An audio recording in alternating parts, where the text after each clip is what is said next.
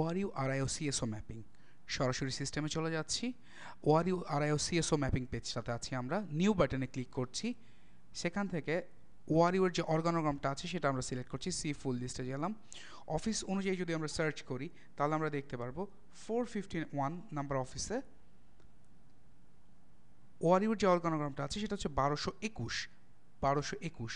So আমরা sub assistant engineer, ওকে select করলাম।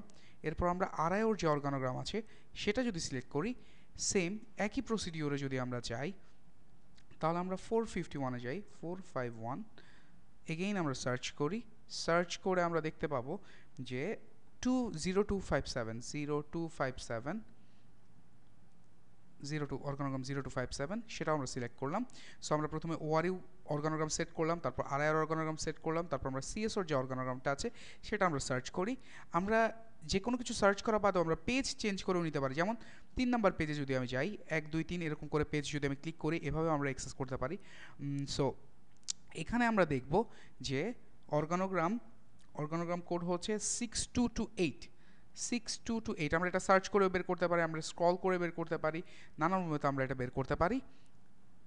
আমরা দেখে নিচ্ছি 6228 অর্গানোগ্রাম 6228, এই যে চিফ ইঞ্জিনিয়ার এই অর্গানোগ্রামটা আমরা সিলেক্ট করছি, ওকে দিলাম।